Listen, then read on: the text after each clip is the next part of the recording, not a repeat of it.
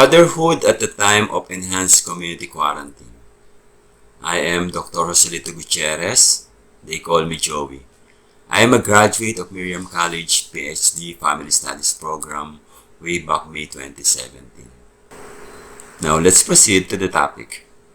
What can I say about fatherhood during this COVID-19 epidemic? First, as father, the protector of the family, my foremost concern is to ensure the safety and well-being of all my family members. Thus, being properly informed of what this virus is a must. In my case, I read a lot, listen to the experts, and share this information with my family at home and even friends through social media. We discuss and develop strategies in order to prevent ourselves in being infected. That is fatherhood, I think, during the time of epidemic, protecting your family members from the virus. Second, being the provider of the family, one of my responsibilities is to ensure the family's subsistence for the 30-day period.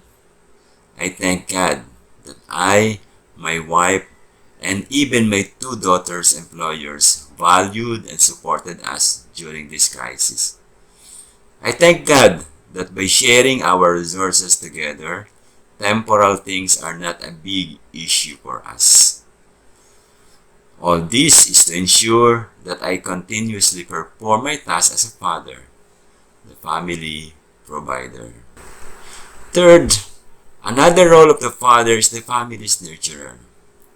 A father must also do his share in nurturing the family. The quarantine is the best time for me, my wife, and our kids to bond together. I and my wife wanted to make every day a family day. We set goals to accomplish for each day, and we use this as a strategy to bond because working together, eating together, and helping each other is a good opportunity for the family to build trust, care, and love within us. Some of the tasks that we already did were gardening, cleaning and organizing the dining room, selecting and segregating the old clothing from the new one, and many more.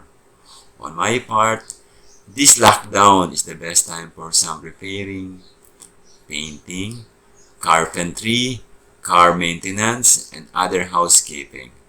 This is me as a father, performing my duty as a nurturer.